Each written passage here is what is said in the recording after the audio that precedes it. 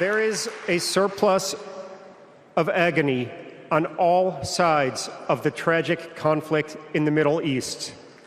In a competition of pain, there are no winners.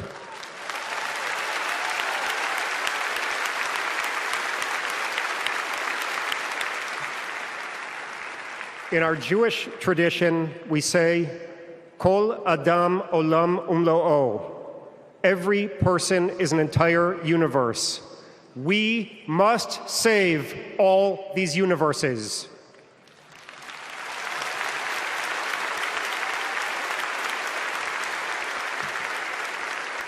In an inflamed Middle East, we know the one thing that can most immediately release pressure and bring calm to the entire region.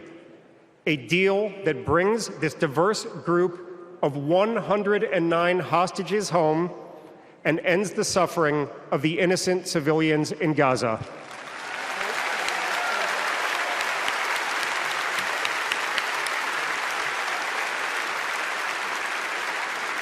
The time is now.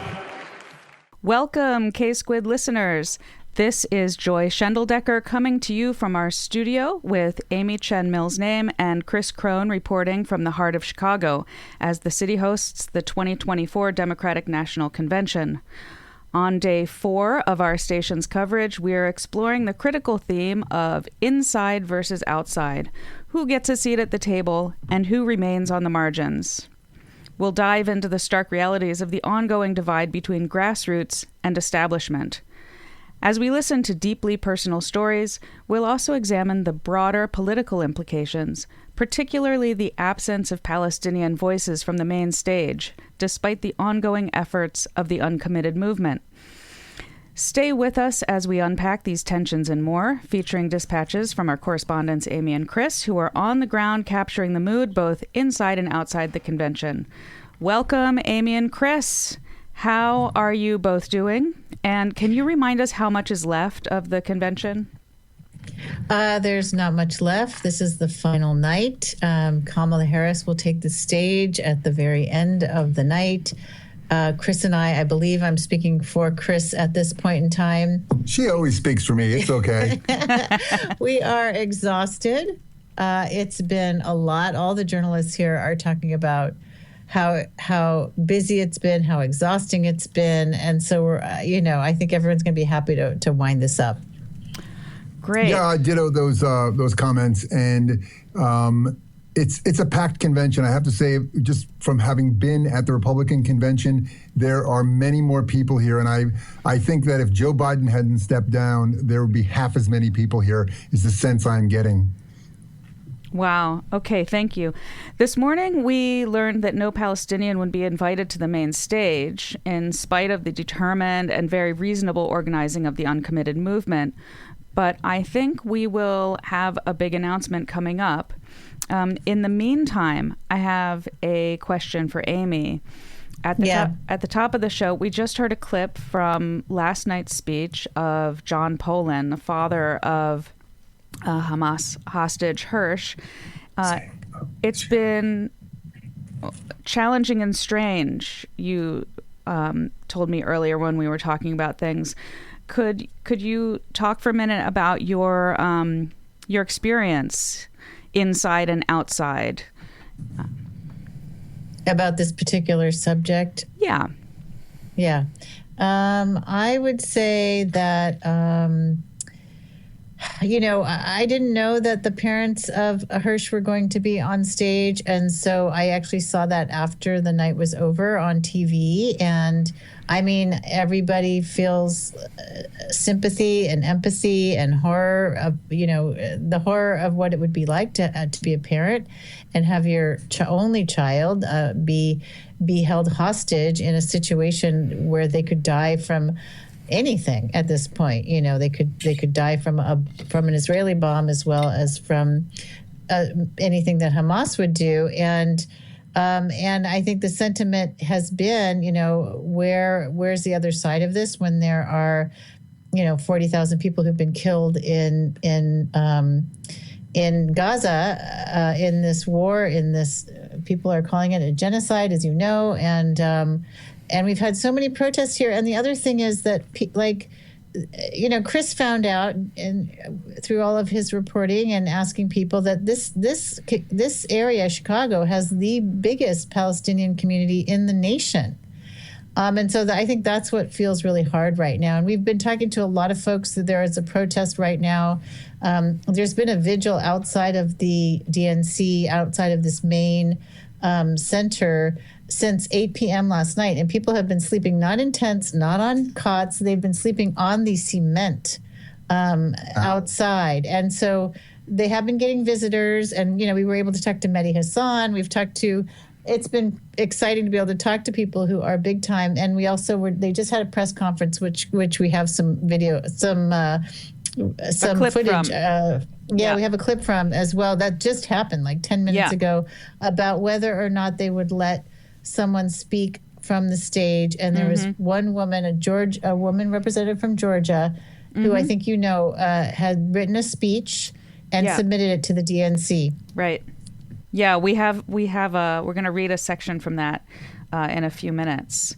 And Chris, so one thing that you mentioned this morning when we spoke was that that you had been speaking to some Palestinian people outside, and their kind of complicated take on Hamas.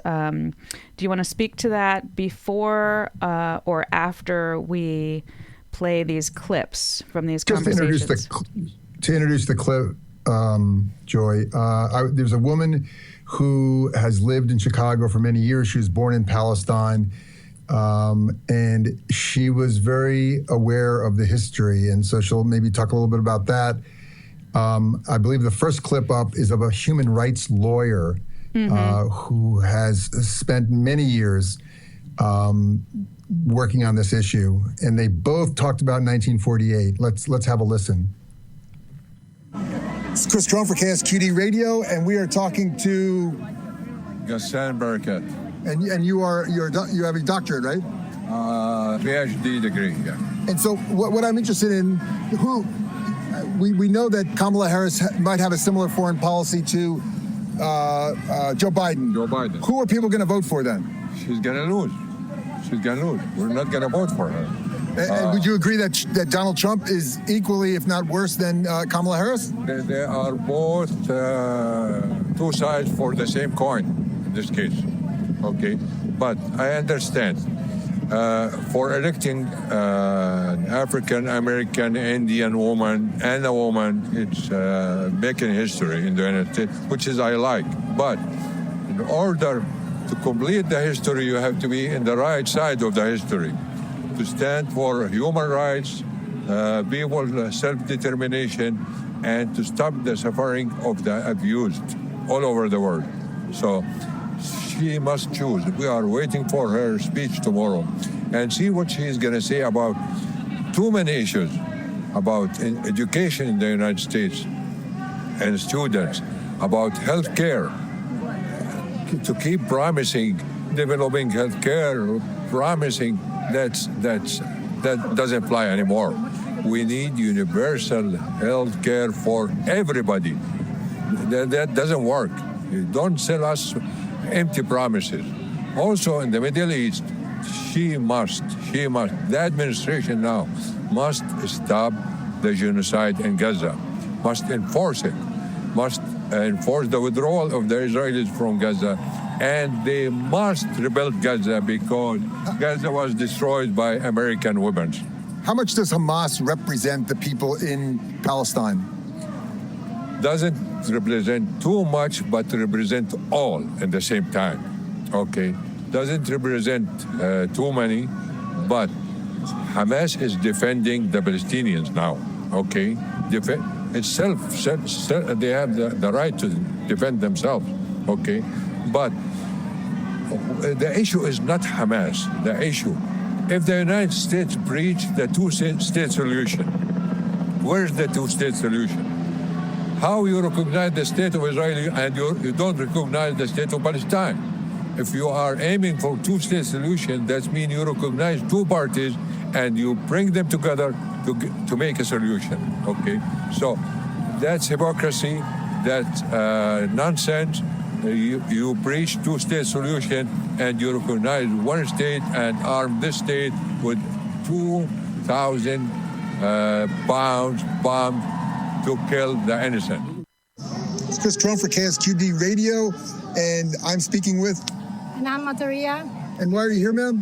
I'm Palestinian, and it's incumbent upon me to do all I can do to have the United States president speak up, say something, and end the genocide now. This moment, not next week, not after election, now. Enough with the killing, enough with the torture, enough with the suffering, enough with everything that has happened since October 7th. And to tell you the truth, it's more than enough and it's long time overdue. It's since 1948, since Al-Nakba, 1948, the occupation and oppression of Palestine, my country, my homeland, the home of my grandparents, my parents, all of our relatives, and all of their friends and relatives and neighbors and everybody that ever lived in Palestine before 1948. They all became refugees or killed or imprisoned, and they were forced to become immigrants around the world. I noticed you used the word Nakba, and you're standing behind you is a sign that's taller than me that says Nakba on. What exactly does that word mean? The great catastrophe, okay? And that's how you explain the expulsion of hundreds and hundreds of people, thousands of people taken out of their homes and cities by force and be replaced by Israeli settlers. Thank you very much. Their home and their state and their government, while Palestine had everything. They had culture, they had heritage, they had institutions of economics, they had monetary builds, they had businesses, they had hospitals, education, they had colleges, libraries, they had a life. They had bridges and buses and trains and everything, a livelihood. And they said that we were ignorant and we were not a country and we didn't have anything.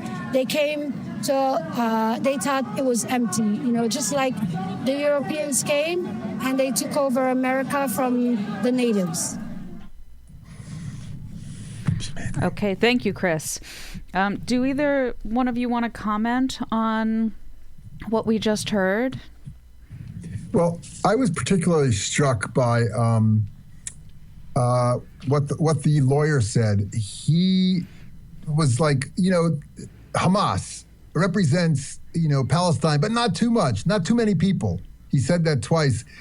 And I just thought it was really interesting because his face was really like kind of wincing when I was talking to him. And it's so complicated. It is just, and this man was probably 70, 75 years old. And he had really, been through a lot. And he was a human rights lawyer. So fascinating. And then this other woman gave us that really 1 minute history on Palestine.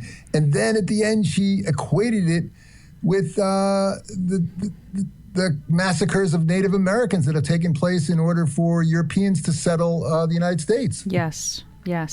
And we're going to play the clip that you just sent us, Chris, from the press conference. Yeah, that just took place a few minutes ago. Yeah. My name is Layla Labid. I'm one of the co-founders and co-directors of the Uncommitted National Movement.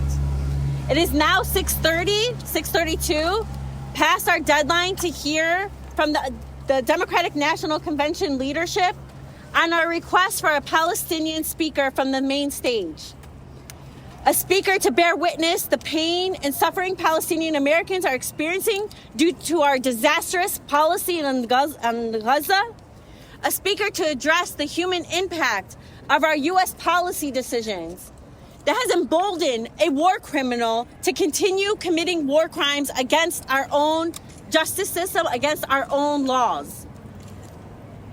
This has been a disastrous decision by the Democratic leadership to deny a bare minimum ask that we requested weeks ago prior to the convention, that we spent days leading up to and through the convention, told that our request was going to be taken seriously, only to find out that not one of the names that we provided or other Palestinian American Democrats and electeds offered were not even considered. Nonetheless, uncommitted delegates and ceasefire delegates aren't here just for a speaker. We are to continue demanding of our elected officials and our candidates running for office within the Democratic Party to do better and to represent the majority of their base, of their Democratic base, who have been calling and supporting a permanent and immediate ceasefire and conditioning weapons aid to Israel. Okay. Chris, thank you for rushing over to that press conference and getting that clip for us. So it seems very clear that this moment of hope that we had, where this morning we heard from the Uncommitted movement that they had been told that they would not be allowed a speaker, but they continued to organize and communicate with officials. We had a moment of hope, and then there's this press conference. It seems very clear that there's anger and frustration and a sense of betrayal coming from them. Chris, how was it when you were in the room with everybody? Well, it was actually outside on the pavement that Amy just said that people slept last night, all night. There are many of them. There was over 100 journalists. It looked like, one of those huge things with all the cameras and everything rolling. One of Santa Cruz's favorite journalists, in fact, we carry her show, Amy Goodman, was there with her whole crew as well. Yeah, and their coverage has been great. There's a lot of foreign press there as well. More foreign press than U.S. press, I have to say. It was quite amazing. There were probably around 40 uncommitted delegates, some from other states, that couldn't vote uncommitted, but showed up at this press conference and said they are an uncommitted delegate nonetheless. Okay, thank you. I want to read the second half of Ruah Rahman's proposed speech. The whole speech takes about 3.5 minutes to read. So for those of you, I would suggest that everybody, all of our listeners, look it up online at Mother Jones to read the whole thing with a short interview with her. But this is the kind of the second half.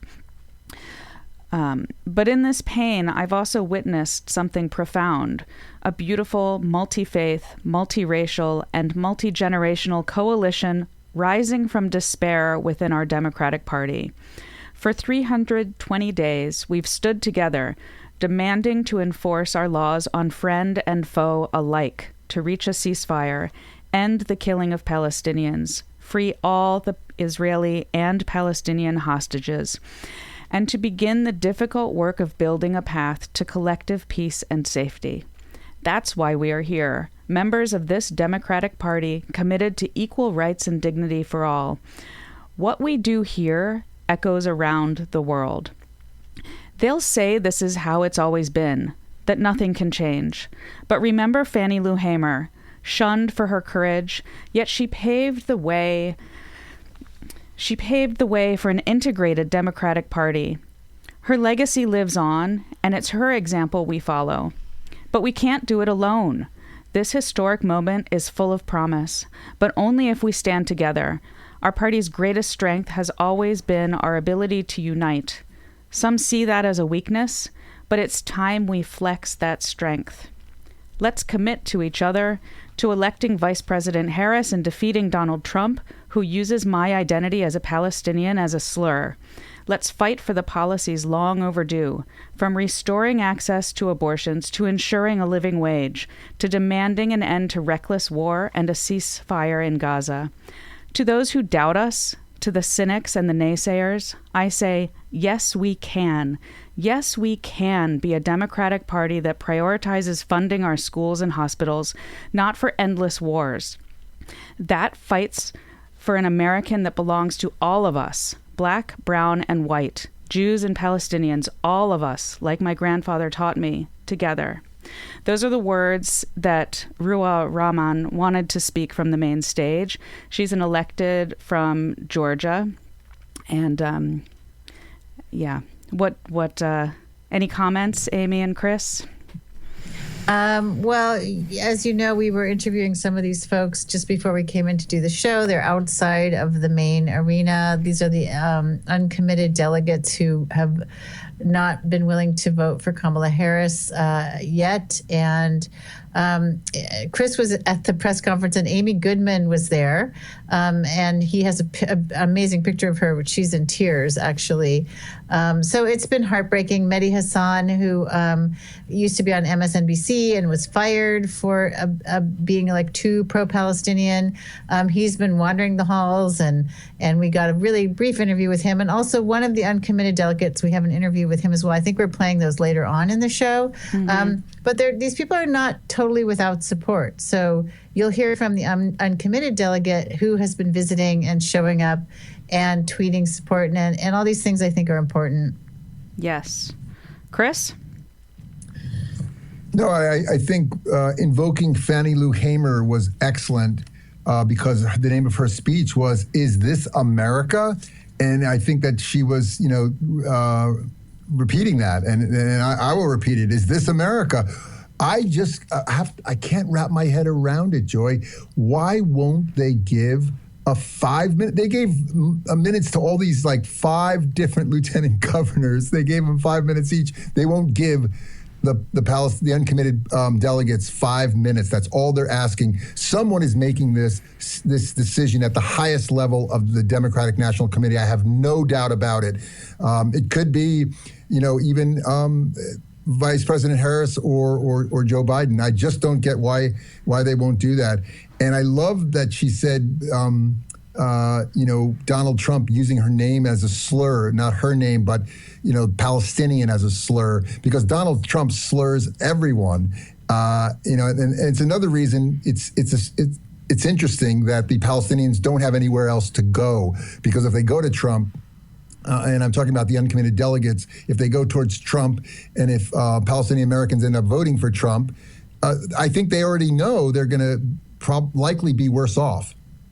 Yes. I just want to say that there's been a lot of conversation about what is the real politic behind this, because there is real politic, and I think that the speech that came from Georgia, from the Georgia representative, it had the word massacre in it. When I read it, I thought they're not going to let that, if they do edit, because there was a proposal submitted to the DNC with that statement, and they were saying you can edit this. So they were looking for some reasonable way to get up on the stage. That was in the first half of the that short speech that I didn't read. Yeah.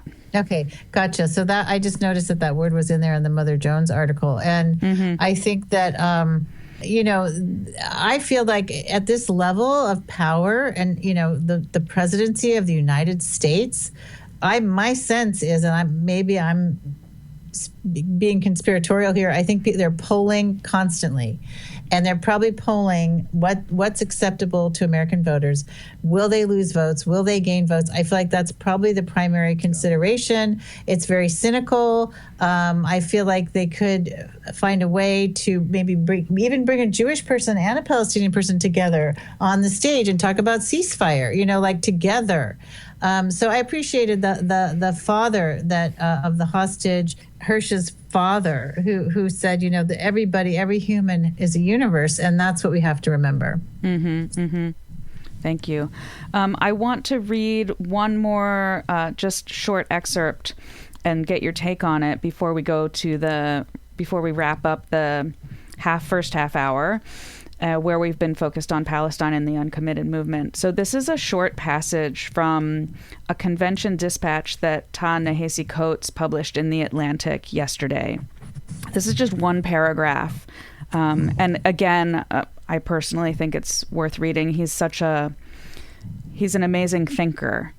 Was it in the Atlantic or Vanity Yes. Fair? The Atlantic. Oh. Or what? Oh, I thought it was Oh, no, Vanity Vanity Fair. Fair. I'm sorry. No, you're right. I will correct myself after I read this because, you know how it is when you write something down and then you don't correct yourself in the right all the places. Okay, so let me just read this. Ta-Nehisi Coates. So he says, this is a formulation that depends on seeing Palestinians and Palestinian life with the same clarity as all other human life. One way this clarity and equality is expressed in our societies through our arts, our media, our public rituals. Rituals like national political conventions. Maybe more than in any other year, this DNC has urged its various constituencies to highlight their identities and the collective pain that animates them. Racism, forced birth, land theft. It has been an exhibition of what the Palestinian scholar Edward Said called, quote, the permission to narrate, end quote. And it is that permission that Palestinian Americans have been denied. They have heard their names mentioned fleetingly by a handful of speakers, but have not been granted the right to speak their names themselves. Perhaps that is for fear of what else a Palestinian American speaker might name. I cannot say that fear is unwarranted. So, yeah, what are they scared of? They're scared of the truth, I suppose.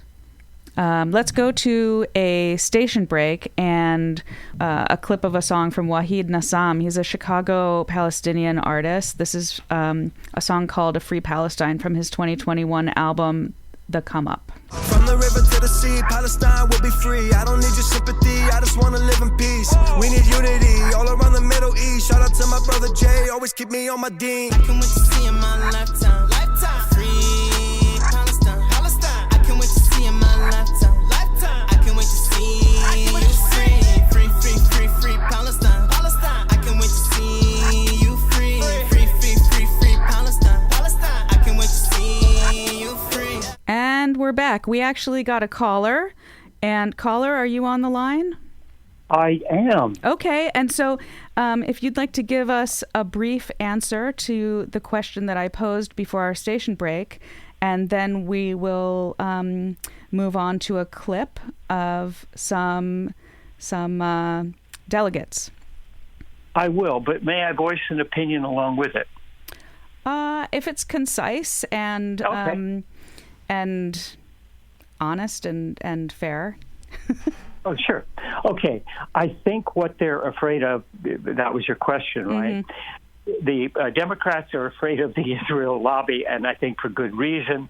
We remember Representatives Bowman and Bush, Cori Bush, just lost their seats because the AIPAC, Israel lobby, poured millions and millions of dollars. I think the first one was $15 million, and then in Bush's about $10 million. And so I think the Democrats are between a rock and a hard place. I think they want to do something, but they have to be very careful. And my personal opinion about the issue is I'm voting for Harris, and the reason is that Trump will be much worse. This is the guy that moved the capital to Jerusalem when he was president, short-circuiting any kind of two-state solution or peace process. He told on the presidential debate with Biden, he called Biden a bad Palestinian, and that he gave the signal, he said, to Netanyahu to finish the job.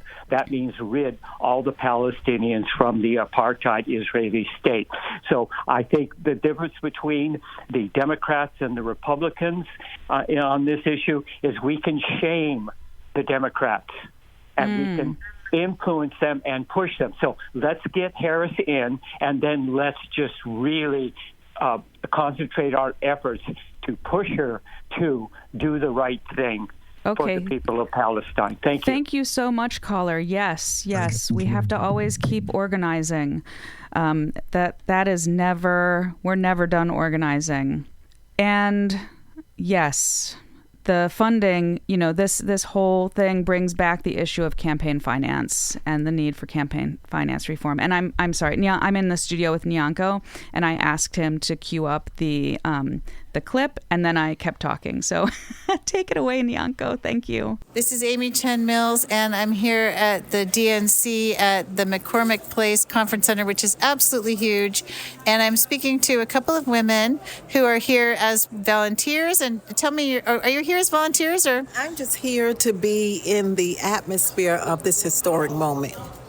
Are you able to get on the floor of the arena? Not yet, but I'm still hopeful. Okay, work it. And what's your name again? My name is Kim Drayton. And you are in Kamala Harris's sorority, is that right? Yes, I am. Yes. And what's the name of that? Alpha Kappa Alpha Sorority Incorporated. Okay, and she's here with her friend who actually went to Howard. I went to Howard also. We were all at the same time. We're a year ahead of when Kamala graduated. Okay. Yes. So you were a year ahead of when Kamala graduated, so Kamala was there? Yes, she was there when we were there. And did you notice her? Was she sticking out at Howard?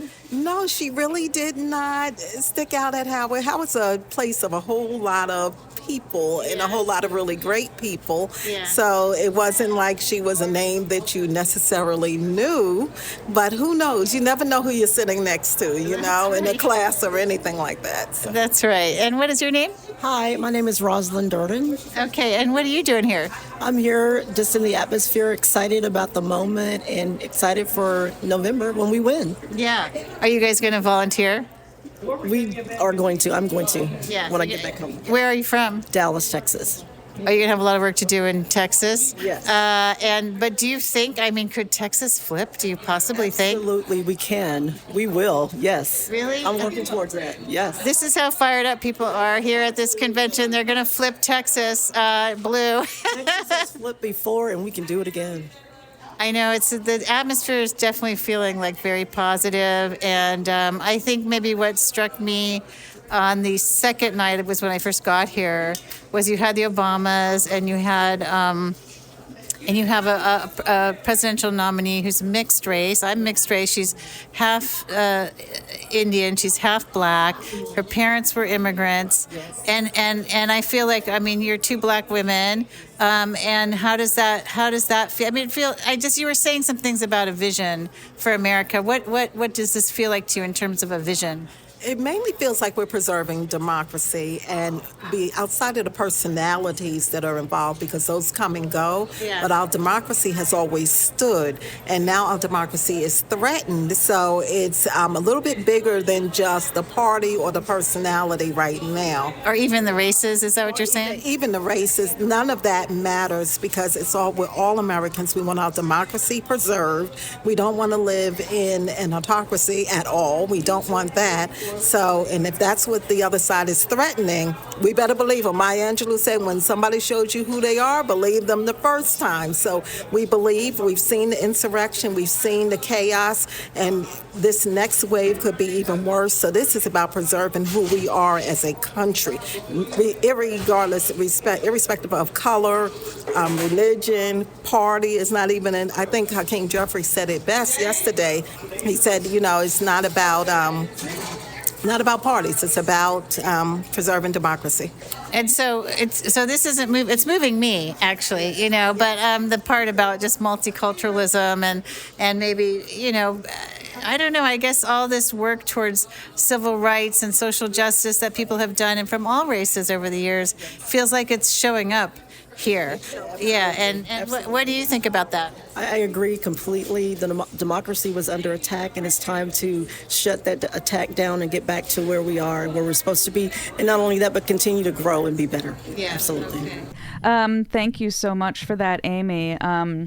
When I was listening to this little dispatch earlier today, I realized that I think I finally understand the 1938 Bertolt Brecht poem, To Those Born Later. We have 3 lines from that that my partner put up on our dining room wall, which I often have a hard time wrapping my head around. The lines are, what kind of times are they when a talk about trees is almost a crime because it implies silence about so many horrors. And I think this cognitive dissonance between the inside and outside and the party vibe and the the almost inclusiveness of the convention, and the really valid joy and relief of so many people, and then knowing what's happening and hearing from people outside and the frustration. We've been here before, I think, and there are lessons from the past. Amy, do you have any further comments from that conversation that you had? I think it was just interesting that I kept asking them if they were excited about a Black woman, Black Indian woman, and they kept not. They kept talking about democracy. I was surprised by that. I mean, they're in her sorority. They're coming from Howard, they were in Howard at the same time with her.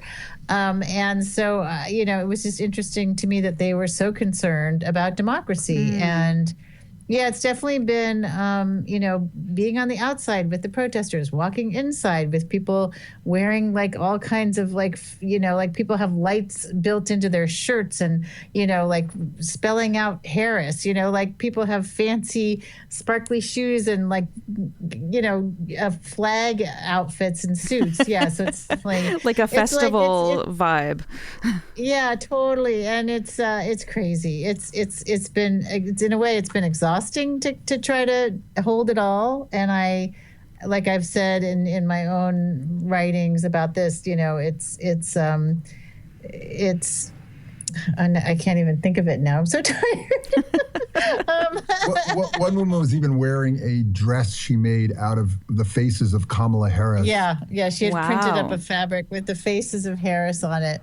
Wow. It's a lot. I guess I just want to say it's a lot. Joy, in the realm of democracy, the rights of the Palestinians, we're talking about what these two women were saying about, democracy and voting. And really, the Democratic National Committee is not democratic. And people in America in polls want a ceasefire. People in polls want universal health care. The polls say most people don't want fracking. So the Democrats, I just wonder how much democracy is.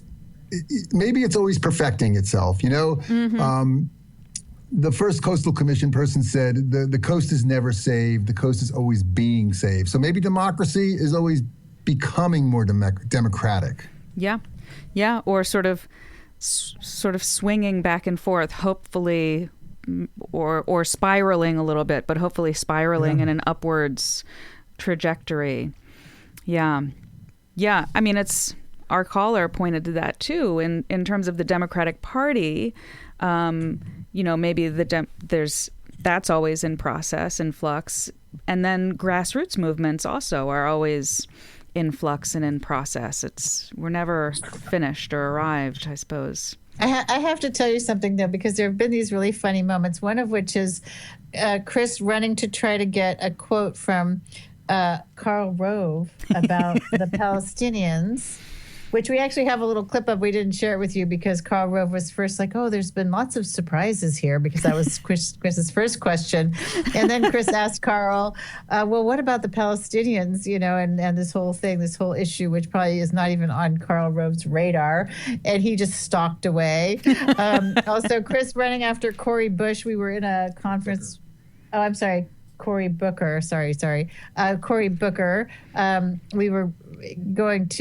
this whole other area that we went to today that's huge, and Chris has been there before, but that's where they have all the workshops and panels and, getting more into the details of the Democratic Party and what needs to happen, the caucuses. And so Chris was running after Cory Booker and was pretty much ignored. But we did get Medhi Hasan, who hopefully will be up pretty soon. Yeah, we'll listen to that in a few minutes. We got a couple things ahead of that. Nyanko, you want to play the clip from the mayor of Baltimore, and then we can do a station ID, and then we will come back.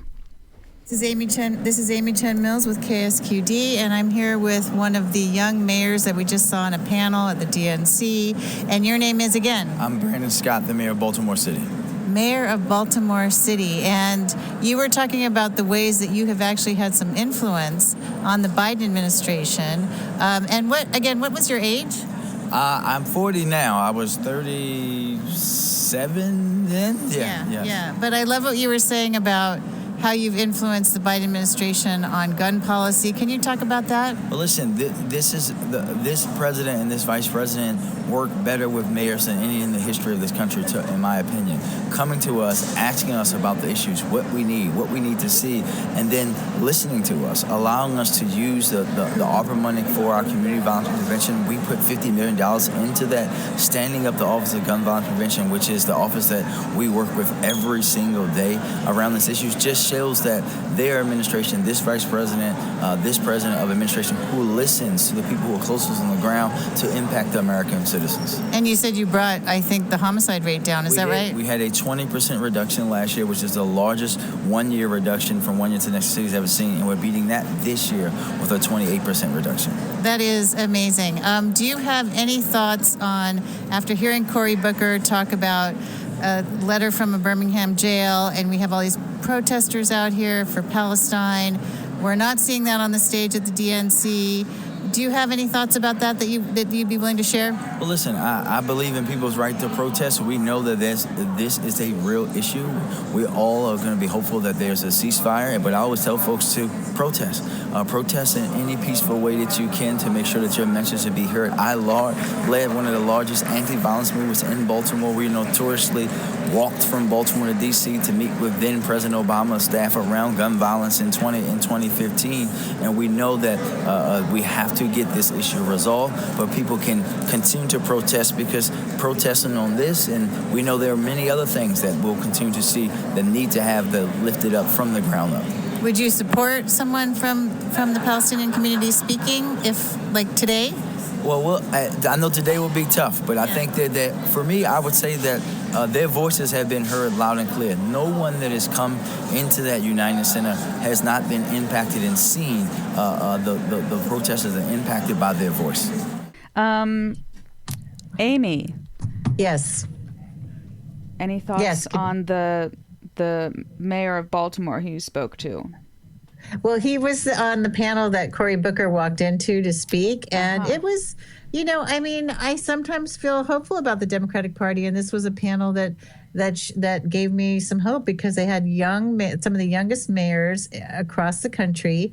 Out of a panel of, I think, 5 of them were people of color, Black men, and 1 white woman. And I think, for me, I'm just very impressed by how much, and I think Ta-Nehisi Coates writes about this in that article in Vanity Fair, is how much there's representation here. It's remarkable, and I know that representation isn't the only thing that matters. What matters is how does one use one's understanding, right, to move policy forward, your lived experience, and how do you translate that into legislation. But it was cool, actually, and they ran they were up against people saying there's no way you're going to win. And then to hear that the Biden-Harris administration is actually really listening to mayors, asking them what they need. I hope that's true. That's what he said. It's good to hear. Yes, it is. And thank you. I just looked at the article. It is Vanity Fair. Thank you for correcting me on that. We have a couple of clips from one from Medhi Hasan and one from Shay Freeberg. Let's play those, and then we can take a few minutes to discuss. Can I say something about Medhi real quick? Yeah, of course. In case you just tuned in, Medhi Hasan was at MSNBC and was talking a lot about Palestinian, the devastation in Gaza, really, and so much so that he was fired. He started his own organization now. It's called Zeteo, Zeteo, and I've seen him in the hallways. He's kind of famous because he was on MSNBC. And the first time I tried to get an interview, he couldn't do it. The second time, I got a little more savvy, and I said, hey, how about just a real short this is like a 40-second. He was walking away practically, but he did share some thoughts. Nice. Thank you. from the Palestinian community to speak in like the biggest Palestinian community in the United States? I think it's a moral disgrace. I think it's fundamentally racist. And I think electorally it's mad. Why would you not want a Palestinian speaker on stage endorsing Kamala Harris? That should be good news for the Democrats at a time when a lot of Arab Americans are refusing to vote for Kamala Harris in key states like Michigan. So I think electorally it's bad, and geopolitically it's bad, and morally it's atrocious. So yeah, I'm very, very disappointed. It's just a dumb thing to do. Have you spoken with anybody in the DNC about this yourself? Not directly today, but I have in the past, and it's depressing. Yeah. Thank you so much. Nice to meet you. This is Amy Chen Mills with KSQD Radio for Talk of the Bay, and I'm here with a man who has a ceasefire delegate pin on his shirt. There's a group of people out here in front of United Center, probably about, 20 or 30 people. Medhi Hasan is here interviewing folks. And what is your name? My name is Shay Freeberg. Hi, Shay. Can you tell me about why you're out here and how you ended up being... Are you an uncommitted delegate? I am. I'm an uncommitted delegate from Minnesota. And so that's how I came out here. I'm one of 30 uncommitted delegates that are here trying to move the Democratic Party to support a ceasefire and an end to the genocide in Gaza through an arms embargo on Israel. And so how did you decide? How does that undecided part go? We had our delegates in California who all basically said, hey, we're voting for Harris because it seems like that's what people want. But they also made the choice. They had a choice to vote, I guess, however they wanted. Did you feel like you were responding to constituents, or did you feel like this is my moral obligation? Or Well, I was elected. Minnesota, tens of thousands of people voted uncommitted to protest Joe Biden at the time's handling of the war in Gaza. And so I was elected at our caucus. We have a caucus and convention system to represent those voters out of Congressional District 5 in Minnesota. Okay, and so you are, it looks like you're Jewish. You have a yarmulke on. And so tell me how you came to support the Palestinians. I derive a lot of this from my faith. I think that the Jewish faith teaches that everyone is worthy, all people are precious, and that killing anyone is wrong. And when I see the genocide going on in Gaza, it makes me think about my ancestors who were murdered in Europe. And I wish that there had been people at the time standing up and shouting to the rooftops, we need to let refugees in, we need to do everything we can do to stop this genocide. So that's what I'm doing.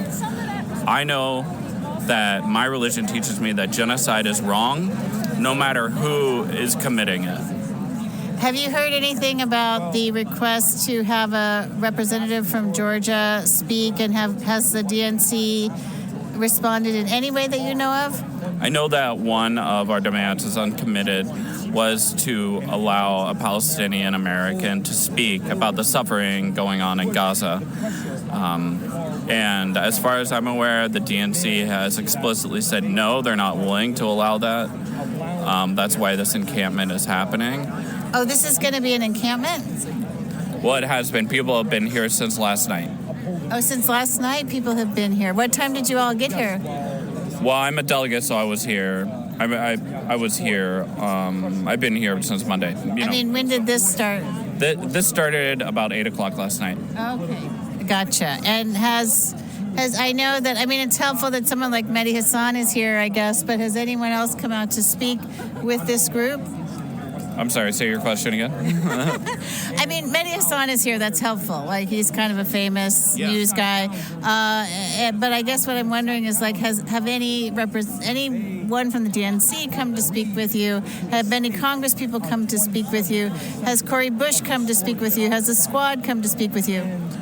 Well, the answer to all of that is yes. We've had many Congress people come through here. Summer Lee came last night. Cori Bush came. Ilhan Omar came.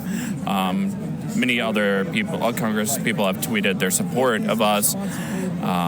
There are state party chairs that are supporting our call to have a Palestinian American speak. It is a widely popular demand, and it is frustrating, and we don't understand why the DNC cannot allow a Palestinian American elected official, nonetheless, to speak at what is supposed to be her party's convention.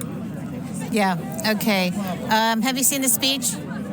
Have I seen the speech? Yeah, it's been, Mother Jones put it out. I read parts of it, yeah. Okay, great. Okay. And I mean, my understanding is that you would be okay with the DNC reading the speech, possibly editing the speech. Yeah, in my understanding, that's how these conventions work, is the speeches are coordinated, and like, I am not okay with censorship, but that's how these things work, and if there's some sort of tailoring, and as I'm sure the speaker would be okay with, I'm comfortable with what they're okay with. Okay. Those were two really interesting reports. Chris, we haven't heard from you for a couple of minutes. Do you want to chime in? Thank you, Joy. Yeah, I mean, this is really how interesting was Shea Freeberg, and talking about what I've felt too about genocide, and why does he get it? Why does he get it? And so many people get it, but some people don't. And it's just I don't know, it troubles me. And this convention is a bit troubling on this issue, but like the issues I mentioned before, like universal health care, we've been waiting for that for a long time, too, with the Democratic Party. Go ahead, Amy. Decades. Yeah, I just want to say that I was thinking about this today, and I think that the dial is moving on this issue. I think it's definitely moving on this issue, and I think it's coming out of sort of the recesses of academia and universities, where you have groups that have been studying Palestinian issues and involved in boycott and divestment issues. The rest of mainstream America has not been paying attention. And so I think that what's happening here is the tragedy of the amount of death in Gaza and also now in the West Bank, juxtaposed with the rapidity with which people wake up to this issue, right? Like it's sort of in conflict right now. And I did want to mention, because I said that I would when I was talking about the show today, that we've had 70 plus arrests of people who were protesting. Oh. And we've also had Amy. We've also had journalists, several journalists. Yes. Arrested as well. Yes, thank you for bringing that up. And that is a whole other show that we are not going to do tomorrow, but I think we should do soon. Thank you both. We're going to do a show next week on this as a retrospective, too. So really appreciate your time, Joy, too. Yeah, thank you both so much, Amy and Chris. And unfortunately, we're out of time. We could keep talking. On the way out, we will be hearing, or under my voice, is the Palestinian-Israeli musical collaboration Bustam Abraham off of their self-titled 1992 album. The song is Metamorphosis. Something hopeful to leave with. Good night, everybody. Take care.